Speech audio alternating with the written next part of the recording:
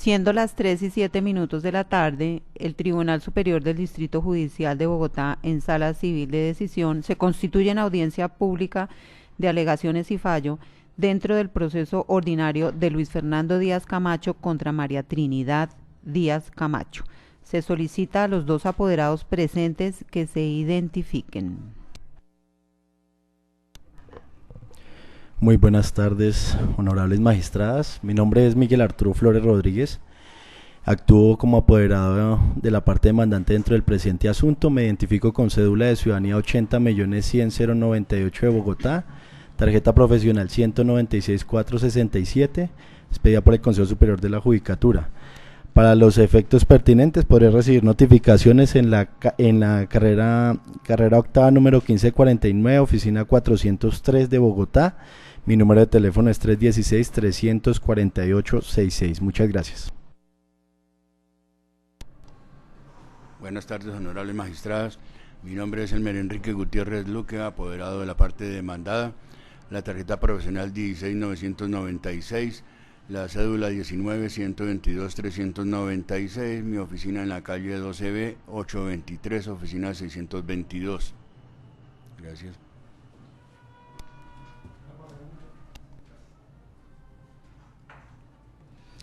Se dispone entonces por la magistrada ponente escuchar en alegaciones a las partes y se concede inicialmente el uso de la palabra al apoderado judicial del apelante demandante, quien contará hasta con un término máximo de 20 minutos. Muchas gracias, su señoría.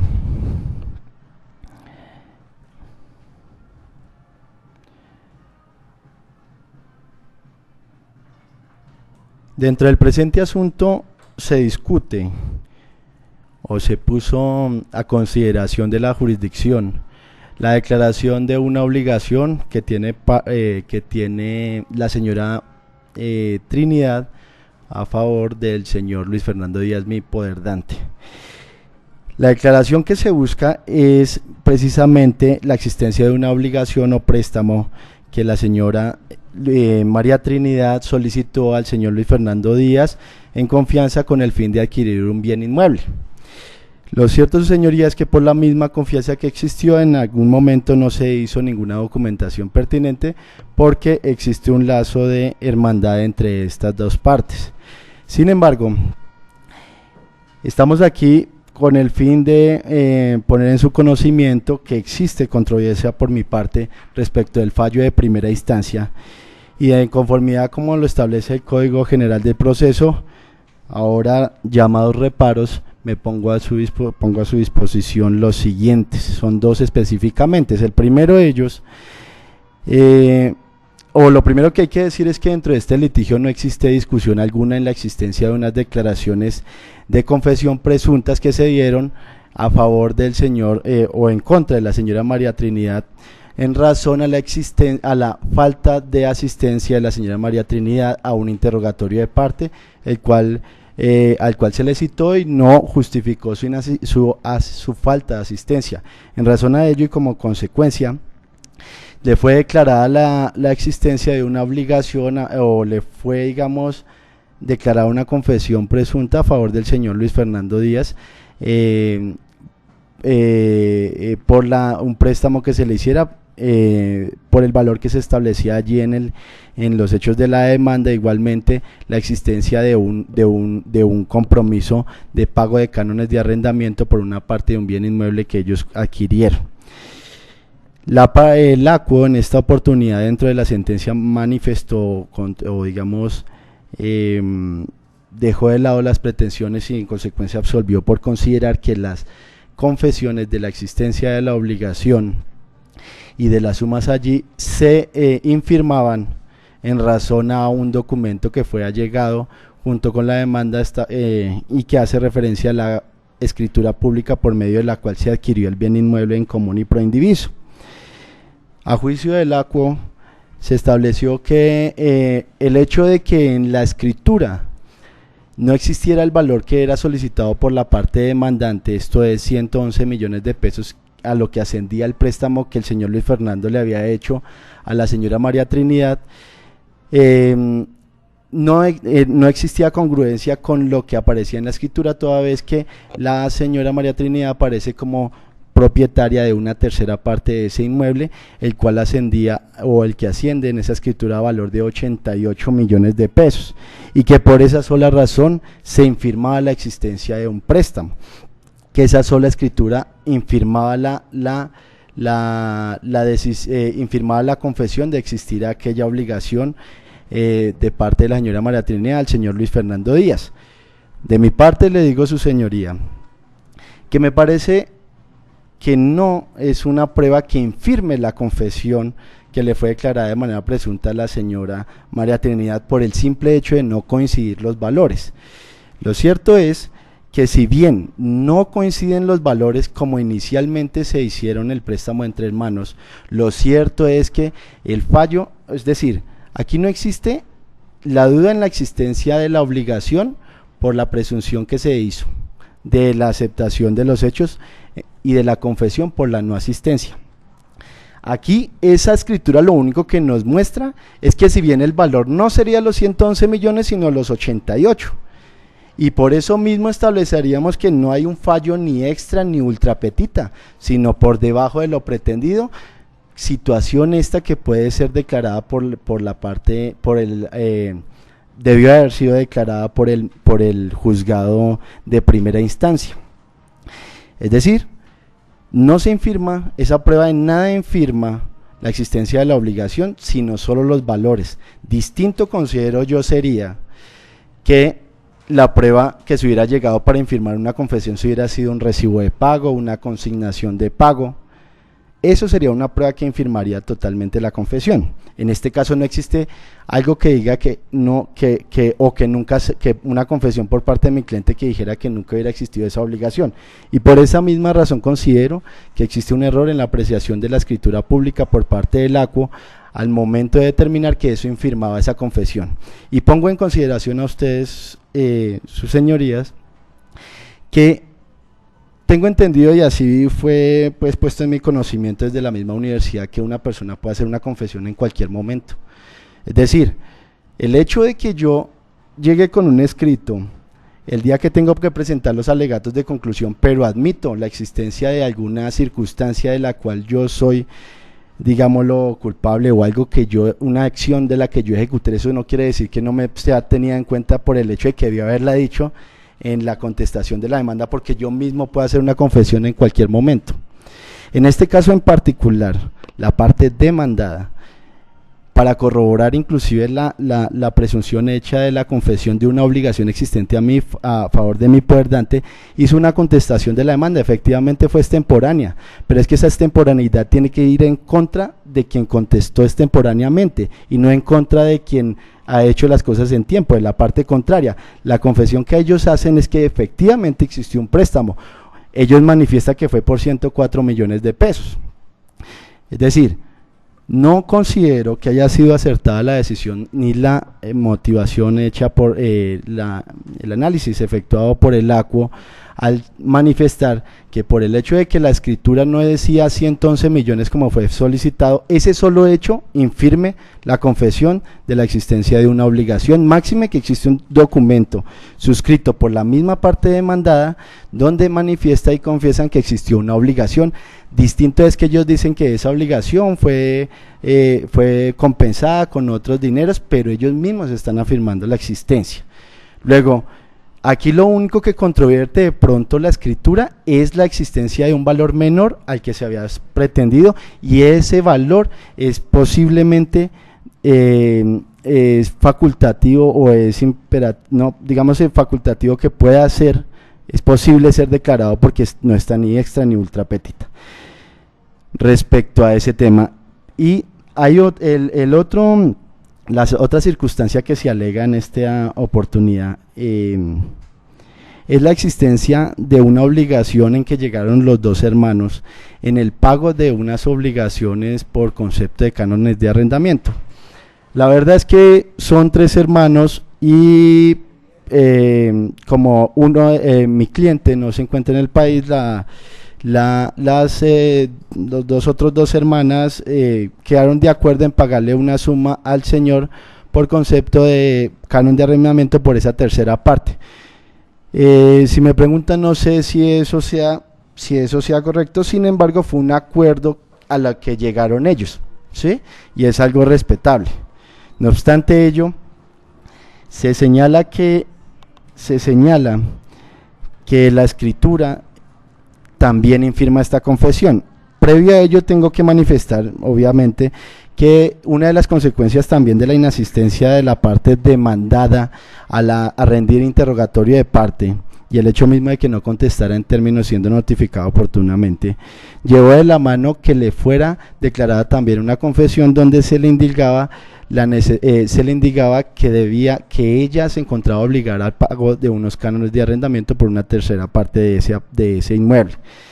Lo cierto es, su señoría, que el estrado judicial acuo determinó que esa confesión se infirmaba por el simple hecho de la existencia de la escritura pública, donde en ningún momento se había establecido esa obligación por las partes. Ha de entenderse que esa obligación, si bien la escritura pública lo único que nos señala es que efectivamente hicieron una compra entre 3 personas, la escritura pública es un documento formal que digamos es solemne, que efectivamente lo que prueba es la existencia de ese negocio jurídico compra-venta que se celebró entre un tercero y estas 3 personas de adquirir ese predio. Sin embargo, eso no implica que ellos tengan acuerdos aparte y que puedan realizar acuerdos distintos al celebrado allí. Entonces, una de las confesiones hechas por la parte declaradas en contra de la parte demandante es la existencia de ese acuerdo entre ellos, donde la señora María Trinidad se obliga con el señor Luis Fernando Díaz a pagarle una cuota, digamos una parte o canon de arrendamiento por esa tercera parte que era utilizada por ella, mientras mi cliente nunca ha vivido en ese apartamento. Por esa razón, considero, su señoría, que la infirmación de estos 2 puntos específicamente, que de la confesión hecha sobre los hechos los hechos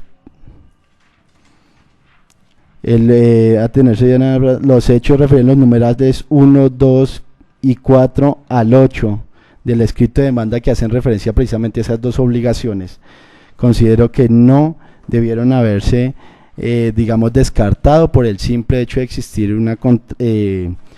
esa escritura pública. Máxime, y en el primer punto, cuando ellos mismos en la contestación que hacen, si bien es cierto es extemporánea, ¿sí? Lo cierto es que es un documento que en cualquier momento pueda llegar una persona para decir, mire, la verdad yo sí hice esto, y yo creo que puede ser tenido en cuenta para confirmar, al contrario, infirmar la confesión de la que fue sujeta la señora María Trinidad por su inasistencia al interrogatorio de parte, aún más existiendo la cantidad de documentales que fueron aportadas al proceso, inclusive cuando se corrió el traslado de la contestación de las excepciones formuladas, aunque extemporáneas, donde se allegaron precisamente los documentos donde existen pruebas y diligencias previas que acreditan los 2 hechos, digamos, o los 2 elementos fácticos y que he puesto de presente y que fueron efectivamente objeto de probanza a través de la confesión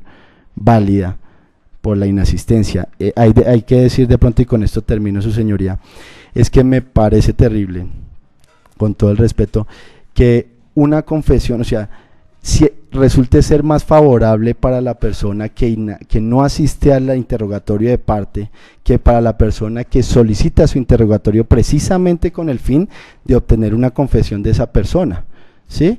Y me parece pues terrible entender que fue más favorable para la señora María Trinidad dejar de asistir al interrogatorio de parte en contravía de lo que, digamos, hablamos de justicia y administración de justicia, existiendo, digamos, documental con la que se pudiera probar hechos contrarios, más aún que precisamente el Código de Procedimiento Civil en su momento establecía una sanción para esa inasistencia, para no hacerle más perjudicial la situación a la parte demandante, que es en este momento la que represento. En esas circunstancias, pues solicito a las honorables magistradas revocar la decisión de primera instancia especialmente en lo que tiene que ver con la obligación del préstamo para la compra del apartamento y como consecuencia acceder a las pretensiones que fueron solicitadas por el suscrito. Muchas gracias.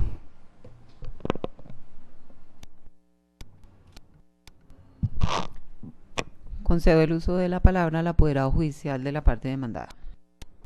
Cuenta Gracias. también con un término máximo de 20 minutos. Perfecto. Muchas gracias, honorables magistradas.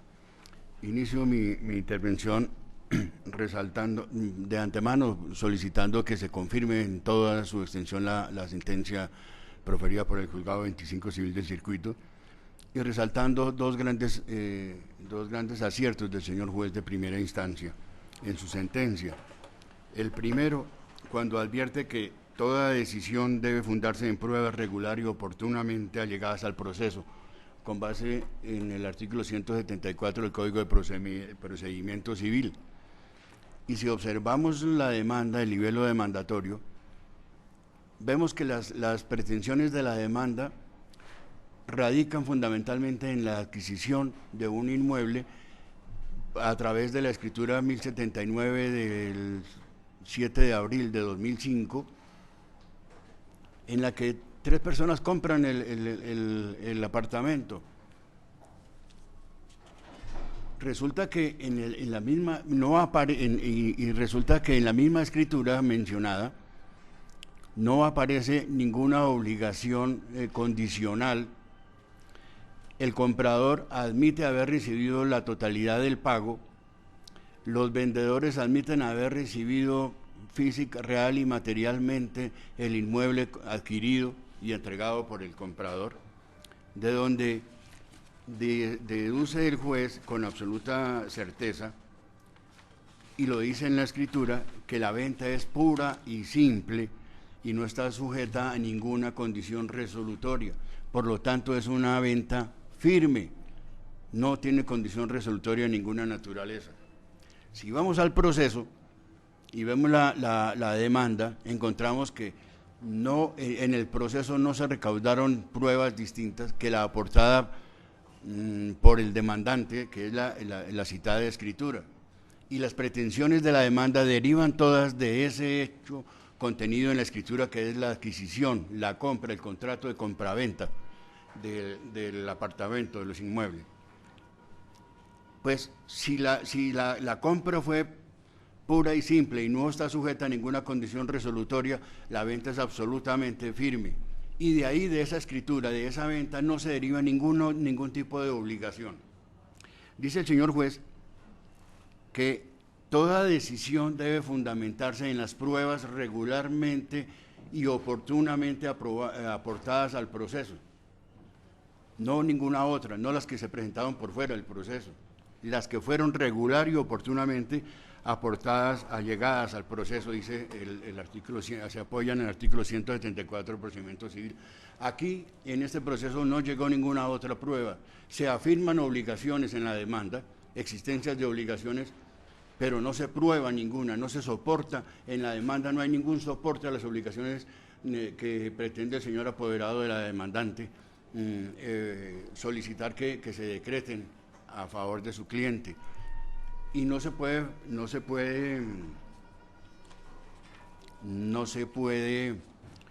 conceder un derecho que no se ha demostrado. No se puede declarar la existencia de una obligación que no se ha probado su existencia. Tampoco se probó la exigibilidad de esas supuestas obligaciones pendientes de mi cliente. De modo que resalta en su totalidad la ausencia de pruebas. Otro acierto muy importante del señor juez de primera instancia es el que, a pesar de la declaratoria de confesión que él hace en el fallo, pues dice con todo acierto, y reitero la palabra, que esa confesión admite prueba en contrario. Y eso no es un invento del señor juez, eso es una norma contenida en el procedimiento civil. y aún creo que en el derecho penal también y en el laboral también, la confesión admite prueba en contrario. Y el señor juez, apoyado en esa norma, encuentra que la confesión se desvirtúa, porque no hay ningún sustento fáctico probatorio que demuestre la existencia de las obligaciones que pretende el señor apoderado del demandante, absolutamente ninguno. Y declara la existencia de la excepción de inexistencia de las obligaciones pretendidas y de la inexigibilidad de las obligaciones. Pero aquí, honorable magistrado y honorable magistrada y honorable magistrada ponente, aquí hay una cosa que hay que anotar en relación a la confesión de que habla el señor juez. Aquí hay dos cosas que le quitan piso a esa confesión. La primera, dice la norma del artículo 210, que el inciso segundo, que la no comparecencia, la respuesta evasiva o la negativa a responder se apreciarán como indicio grave en contra de la parte citada. Y aquí no habla de confesión. Y dice que dice la norma del 210, que cuando no existe el interrogatorio, esto es importante, cuando no existe el interrogatorio o cuando las preguntas no son asertivas, o la persona se niega a contestar o las respuestas son evasivas, se apreciará como indicio grave en contra de la parte citada. Se apreciará como indicio grave, no como confesión, dice la norma. Resulta, honorables magistradas, que en este caso, a la diligencia de interrogatorio de parte, el señor apoderado no presentó el sobre del interrogatorio de manera oportuna, y así quedó constancia en la audiencia, y por lo tanto ese sobre de interrogatorio no se abrió, lo cual es igual a que no existe el interrogatorio de parte escrito, no existe. Por lo tanto no se puede calificar, el juez no pudo calificar las preguntas si eran asertivas o no eran, pues el sobre no se abrió. No pudo establecer los hechos del interrogatorio y de la demanda para saber cuáles eran sujetos de confesión o no.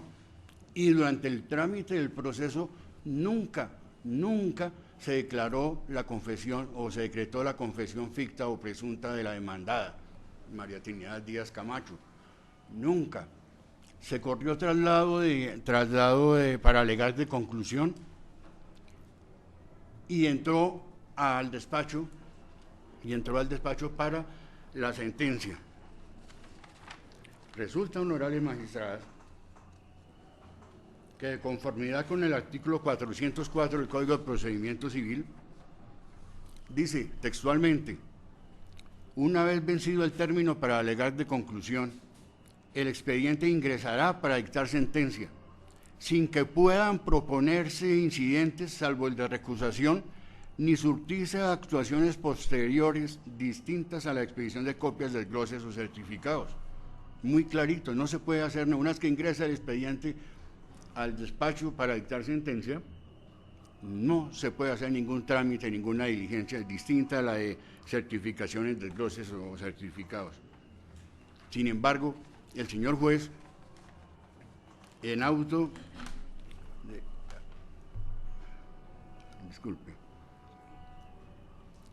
el 25 de abril, el 25 de abril corre traslado para alegar de conclusión, el 6 de julio de 2015 ingresa el expediente para dictar sentencia, o sea, el 6 de julio de 2015 ingresa para dictar sentencia, y el 28 de julio del mismo año 2015, el señor juez saca el expediente, devuelve el expediente del despacho con un auto mediante el cual fija la fecha del 22 de agosto del mismo año 2015 a las 4 de la tarde para la audiencia de la aplicación del artículo 210, esto es decir, para aplicar la confesión, decretar la confesión de la parte que no asistió. Esta actuación, por supuesto que la controvertí con el señor juez, porque es contraria a derecho.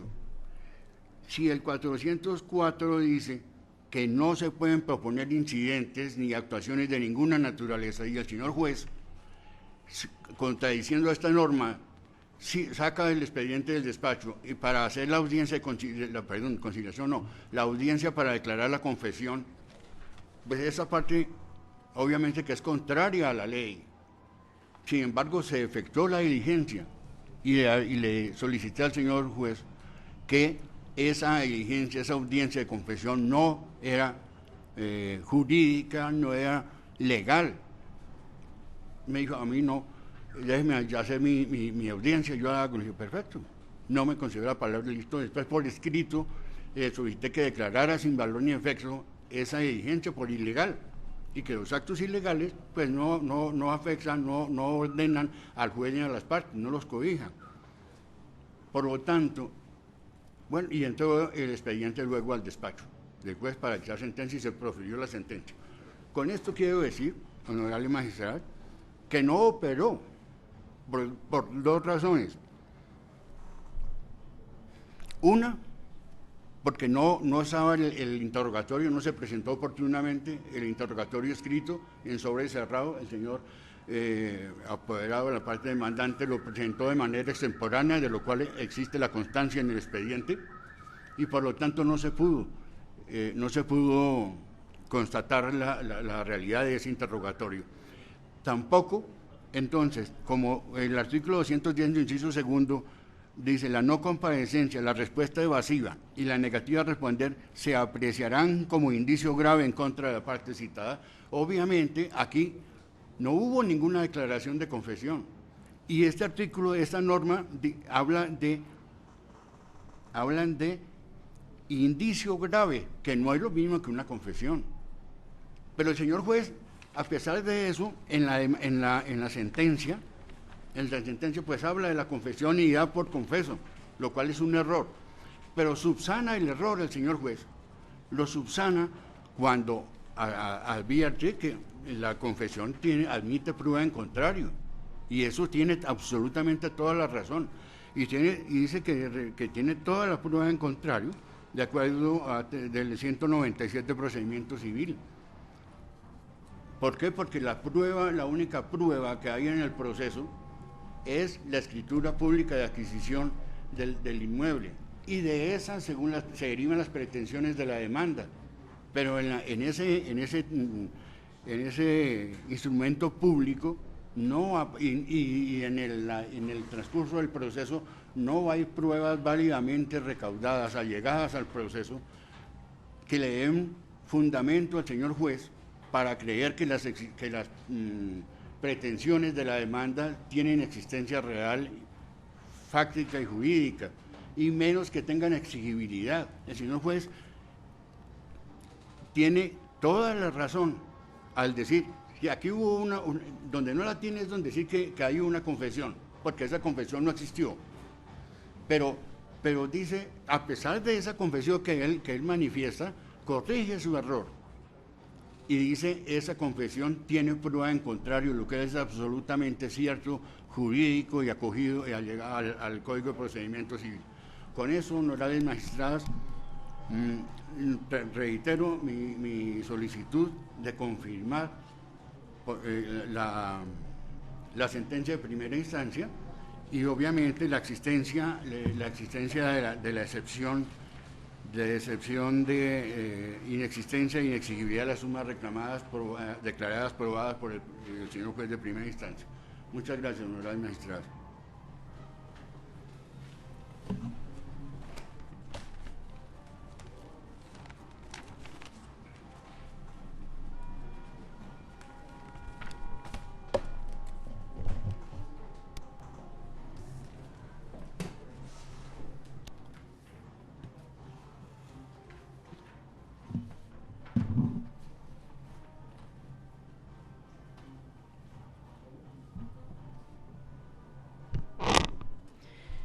Concluidas las alegaciones de las partes, la sala se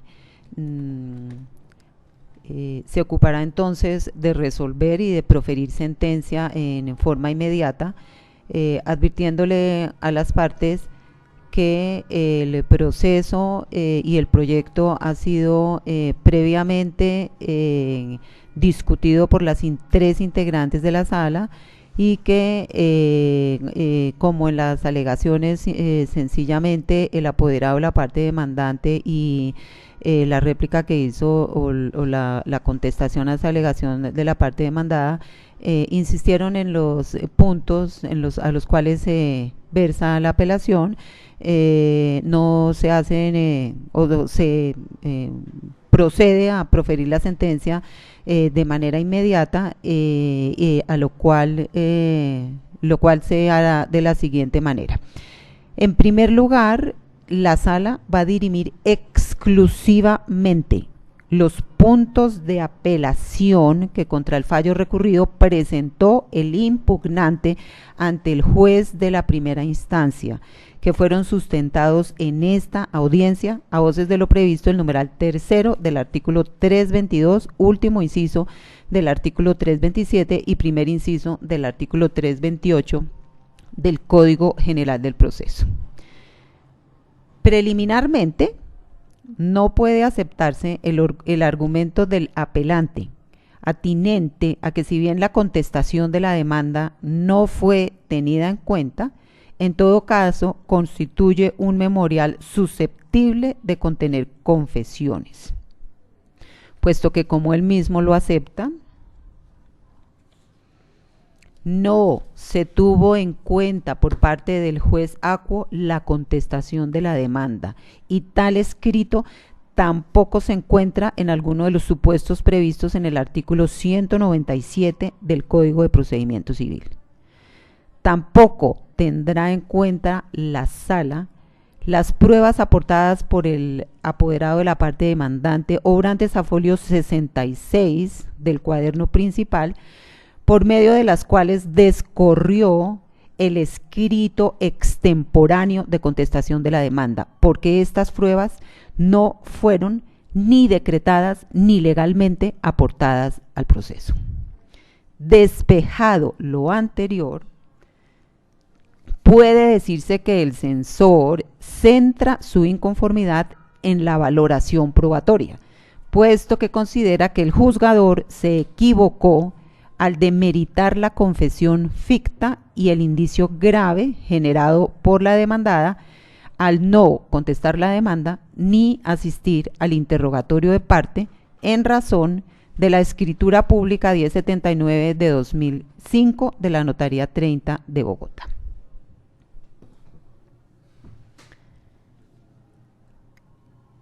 Para la sala, no hay duda de que los hechos 2, 4, 5, 6, 7 y 8 de la demanda configuran confesión ficta al tenor de lo preceptuado en el artículo 197 del Código de Procedimiento Civil, tal como lo indicó el fallo apelado y que ahora se pasan a sintetizar. 1. Que las dos partes de este litigio compraron de común y pro indiviso junto con María del Carmen Díaz Camacho, es decir, 3 personas, los inmuebles distinguidos con las matrículas inmobiliarias 050 20 237 569, 050 20 237 545, 050 20 237 546 y 050 20 237 560, correspondientes al apartamento 401, garajes 5 y 6 y el depósito 5 del edificio El Roble, ubicado en la calle 124, número 2478. Este hecho está debidamente acreditado en el proceso, como dan cuenta la escritura pública y los correspondientes folios de matrícula inmobiliaria. 2. Que Luis Fernando Díaz Camacho le prestó a la demandada la suma de 111 millones de pesos para que ella pudiera cancelar su tercera parte de la referida compraventa, deuda que debía ser cancelada en un término de 6 meses contabilizado desde el día de la compra, cosa que nunca ocurrió. 3.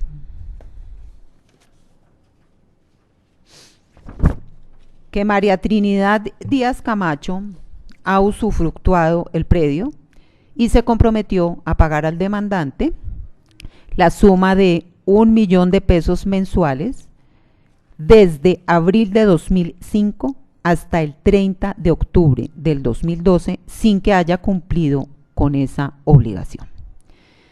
La confesión ficta que se configuró en este asunto es un medio probatorio suficiente para dar por probados los hechos anteriormente descritos. En efecto, el Código de Procedimiento Civil señala en su artículo 210 que la no comparecencia del citado a la audiencia de interrogatorio de parte hace presumir ciertos los hechos de la demanda cuando no hay interrogatorio escrito. En este caso, se presentó interrogatorio escrito, pero el ACUO resolvió no tenerlo en cuenta el día de la audiencia programada para ello, según da cuenta el acta de 18 de marzo de 2015, donde se dejó constancia de que el citado no se hizo presente. Pasados los 3 días de que habla el artículo 209 del Código de Procedimiento Civil para que el citado justificara su ausencia, el demandante solicitó que se diera aplicación a lo preceptuado en el artículo 210 y viden. Esto motivó al ACUO a que profiriera la providencia de 22 de abril de 2015 en el sentido de que se había producido la confesión ficta a que se refiere el inciso segundo del artículo 210 e justen. Tal providencia no fue discutida por el apoderado de la parte demandada. Ahora bien, el ACUO, antes de proferir el fallo correspondiente y en uso de los poderes que le confiere el artículo 37, inciso cuarto del Código de Procedimiento Civil en materia de pruebas, señaló fecha para la audiencia a que se refiere el inciso tercero del artículo 210 del Código de Procedimiento Civil. Tal auto no fue impugnado por la parte demandada. La audiencia se efectuó el día 20 de agosto de 2015 con la presencia del apoderado judicial de la parte demandada, quien frente a la decisión del ACUO de tener por ciertos los hechos susceptibles de confesión contenidos en la demanda, guardó silencio. La decisión del juez de primera instancia de señalar fecha para realizar tal acto procesal en modo alguno es arbitraria o antojadiza, porque, como él mismo lo señaló, tiene sustento en las normas que imponen al juez deberes en su labor de dirección del proceso, y además era lógico que en el acta de 18 de marzo de 2015 no se aplicara la presunción, dado que sería una determinación prematura, en tanto que al citado le cabía el derecho de excusarse dentro de los 3 días siguientes, vencidos los cuales sí procedía a adelantar la audiencia de calificación de preguntas o de declaratoria de confesión. Por otro lado, el ACUO en el acta de 20 de agosto de 2015 dejó claramente dicho que, abro comillas, tiene por ciertos los hechos susceptibles de confesión contenidos en la demanda y, adicionalmente, se apreciará como indicio grave todo aquello que conste en la demanda y que no corresponda a los hechos susceptibles de la prueba de confesión, cierro comillas, añadiendo que tales pruebas se valorarían en el momento de proferir sentencia. De donde se deduce, como lo precisó el juez en la sentencia de primera instancia, que frente a los hechos 2, 4, 5, 6, 7 y 8 de la demanda se produjo la confesión, entendido este medio de prueba como la acreditación de hechos que producen consecuencias jurídicas adversas al confesante y que favorecen a la parte contraria. Por demás, tanto el Código de Procedimiento Civil en su artículo 249 como el Código General del Proceso en su artículo 241 le permiten al juez valorar la conducta procesal de las partes y en el caso concreto se configuró un indicio grave contra el demandado por falta de contestación de la demanda, a más que, como se dijo con anterioridad, no interpuso los medios de impugnación respectivos frente al auto de 22 de abril de 2015 y guardó silencio en la audiencia de declaratoria de confesión ficta del 20 de agosto. Así las cosas, en concepto de la mayoría de la sala, en el caso concreto y tal como lo sostuvo el acuo, se configuró la confesión ficta. Por otro lado, esas situaciones confesas en realidad no pueden calificarse como infirmadas por la escritura pública 1079 de 2005 de la Notaría 30 de Bogotá, toda vez que si bien en la compraventa allí contenida figura que el precio fue fijado en 208 millones de pesos, que se pagó de forma pura y simple y que los compradores se repartieron el dominio en proporción de 38.98% para María Trinidad Díaz Camacho, 38.98% para Luis Fernando Díaz Camacho y 22.04% para María del Carmen Díaz Camacho.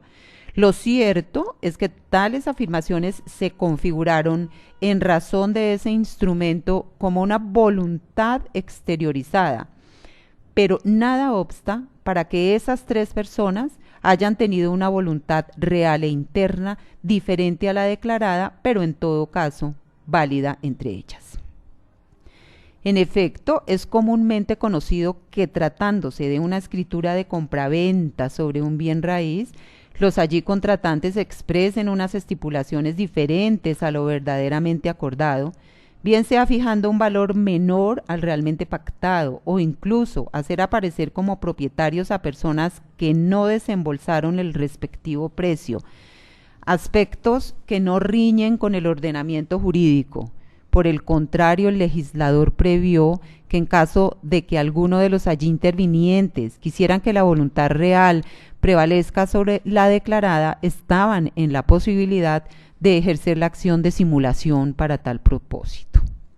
Por tal motivo, no es dable colegir que las manifestaciones contenidas en el instrumento público en cuestión contradicen los hechos confesados por la demandada, pues tal probanza no tiene la suficiente fuerza demostrativa en vista de la posibilidad atrás descrita y que es de común usanza, conforme se puede corroborar por la cantidad de litigios que en tal sentido se conocen en la especialidad civil de la jurisdicción ordinaria. Por otro lado, en atención a las pretensiones de la demanda atinentes al cobro de intereses moratorios sobre la suma de 111 millones de pesos y el valor pactado por el uso del bien, son cuestiones que no fueron objeto de confesión, ya que en los hechos del libelo introductor del litigio jamás se expresó que la demandada se haya comprometido a pagar tales réditos, o sea, los intereses moratorios, ni hay prueba que así lo demuestre. Sobre el particular, memórese que en el ámbito civil es factible que un mutuo sea concedido por el acreedor sin cobro de intereses. Por último, el demandante no pidió que los valores que reclama sean indexados en razón de la pérdida del poder adquisitivo del dinero por el transcurso del tiempo. De allí que no sea procedente reconocer tal aspecto. De lo contrario, se incurriría en un pronunciamiento ultra petita, aspecto expresamente prohibido por la Ley Procesal, inciso segundo, artículo 305 del Código de Procedimiento Civil. En todo caso, en las normas sustanciales civiles, nada obsta para que un mutuo se realice por su valor nominal, ya que el deudor solo debería la suma numérica previamente acordada. Artículo 224 del Código Civil. Como corolario, se revocará la sentencia apelada para en su lugar acceder a las pretensiones 1, 3, 5, 6 y 7 de la demanda. Decisión. En armonía con lo expuesto, el Tribunal Superior del Distrito Judicial de Bogotá, en Sala Civil de Decisión, administrando en nombre de la República de Colombia y por autoridad de la ley, resuelve revocar la sentencia de 30 de marzo de 2016 proferida por el Juzgado 25 Civil del Circuito y en su lugar se dispone: primero, declarar que la demandada le adeuda al demandante las sumas de 111 millones de pesos por concepto de capital relacionado con la compra de los inmuebles contenidos en la escritura pública 1079 del 7 de abril del 2005, Notaría 30 de Bogotá, y 109.200.000 pesos como monto total por el valor pactado por el uso del bien conforme a las motivaciones contenidas en esta providencia. Segundo, condenar a la demandada a pagar los anteriores rubros de dinero dentro de los 10 días siguientes a la ejecutoria de esta providencia. Transcurrido este lapso, deberá cancelar un interés civil del 6% anual liquidado sobre esas sumas hasta que se realice el pago total de las condenas. Tercero, denegar las demás pretensiones de la demanda. Cuarto, condenar en costas de ambas instancias a la parte demandada. Tácense por el juzgado de primera instancia, artículo 366 del Código de Procedimiento Civil. La anterior decisión del Código General del Proceso. La anterior decisión se pone en conocimiento de las partes, se les informa que la decisión fue adoptada por la mayoría de la sala, es decir, por dos de sus integrantes, la doctora Clara Inés Márquez Bulla y la magistrada ponente, y que una de las magistradas integrantes de la sala salva voto, razón por la cual le concedo el uso de la palabra para que ella exprese los fundamentos de su salvamento.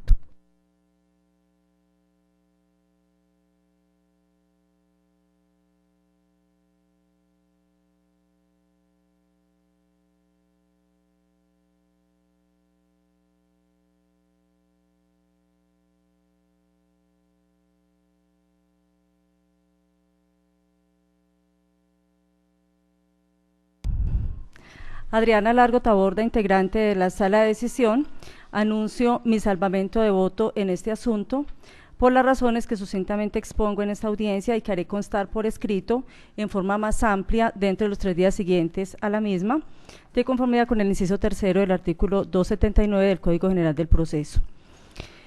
Los argumentos básicos que me llevan a alejarme de la decisión mayoritaria se concretan principalmente a que en mi criterio, en este caso no era factible darle el alcance probatorio que se le otorgó a la confesión ficta.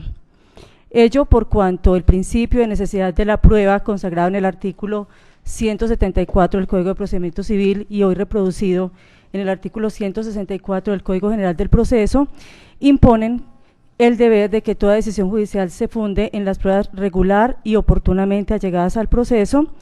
Y adicionalmente, la norma del Código General del Proceso precisa que las pruebas obtenidas con violación del debido proceso son nulas de pleno derecho. El alcance probatorio de la confesión, incluyendo la denominada confesión ficta, está condicionado a que se satisfagan a cabalidad sus requisitos de existencia, validez y eficacia, que esencialmente se desprenden del cumplimiento de las exigencias previstas en los artículos 195 y 210 del Código General del Proceso vigentes para la época en que se surtió el periodo probatorio en esta causa. Partiendo de esas premisas, en el presente asunto no era factible dar aplicación a los efectos deducidos de la confesión ficta, por cuanto en el trámite de la primera instancia se desatendieron las previsiones del artículo 210 del Código General del Proceso, circunstancias que comprometen la producción regular de ese medio probatorio. Ciertamente, al tenor de la norma en comentario, la no comparecencia del citado a la audiencia, la renuencia a responder y las respuestas evasivas se hará constar en el acta y hará presumir ciertos los hechos susceptibles de prueba de confesión sobre los cuales versen las preguntas asertivas admisibles contenidas en el interrogatorio escrito. Y añade la norma que la misma presunción se deducirá respecto de los hechos de la demanda y de las excepciones de mérito o de sus contestaciones cuando, no habiendo interrogatorio escrito, el citado no comparezca. Sin embargo, esta norma exige que en ambos casos el juez hará constar en el acta cuáles son los hechos susceptibles de confesión contenidos en el interrogatorio escrito, en la demanda, las excepciones de mérito o sus contestaciones que se presumen ciertos.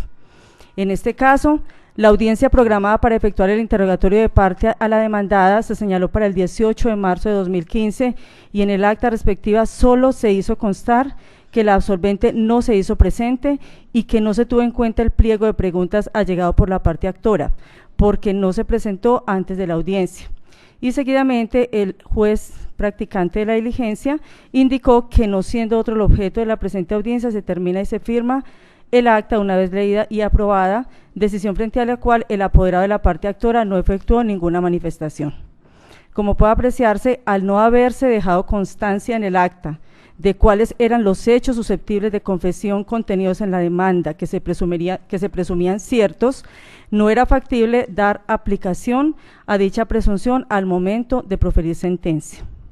Y no se diga que la audiencia celebrada el 20 de agosto de 2015, decretada después de concluido el periodo probatorio y estando el proceso a despacho para fallo, era idónea para subsanar el defecto procedimental advertido. Por el contrario, en esas condiciones, la obtención de la presunción ficta deviene vulneratoria del derecho fundamental al debido proceso, lo que acarrea su nulidad de pleno derecho. Ciertamente, si en su primigenia oportunidad no se anunció ninguna consecuencia derivada de la incomparecencia de la pasiva a absolver interrogatorio de parte, no resultaba admisible programar una audiencia con una específica finalidad de hacer constar la presunción de certeza de los hechos susceptibles de confesión.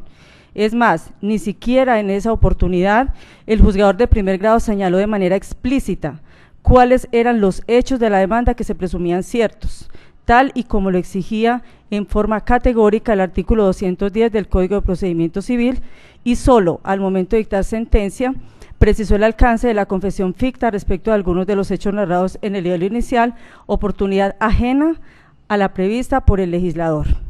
Por estas razones y por las que ampliaré en el término de ley, considero que el fallo de primer grado debió ser confirmado.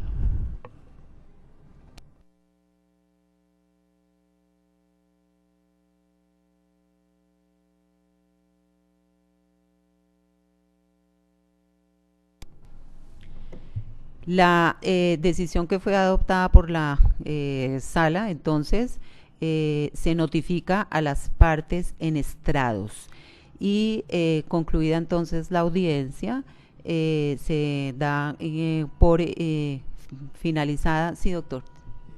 Discúlpeme, su señoría, es que en esta... No, usted va a pedir la palabra. Sí, voy a solicitar el uso de la palabra, su señoría. Es para hacer una solicitud ya de trámite respecto de unas copias para que, si es posible, sean de una vez decretadas en esta diligencia. Doctora, no, esa es la solicitud del desglose de unos documentos que se encuentran dentro del expediente, que se hacen necesario para otros trámites procesales referentes a mi cliente dentro de otros procesos, y para ese fin no tengo ya claro cuáles son los folios, pero solicitaría el desglose, se autorizara el desglose de esos documentos que fueron allegados. Doctor, si ese me desglose permite. yo no se lo voy a autorizar en este momento porque la audiencia está circunscrita específicamente a la decisión y a su notificación. Perfecto. Entonces, no siendo otro el objeto de la presente audiencia, como quiera que ya se concluyó, se profirió la sentencia correspondiente y quedó notificada a las partes en estrados, se concluye este acto procesal y se da por levantada la sesión. Las magistradas firman el acta correspondiente. No se hace necesario la firma de los apoderados aquí asistentes en el acta, puesto que su presencia quedó registrada no solamente en la grabación, sino también en el documento que se les pasó y el cual hace parte del expediente. En ese orden de cosas se incorporan al expediente la constancia de la asistencia de las partes y el CD contentivo de la grabación de lo ocurrido en la presente audiencia. Y se autoriza a las partes, a los apoderados, el retiro del recinto.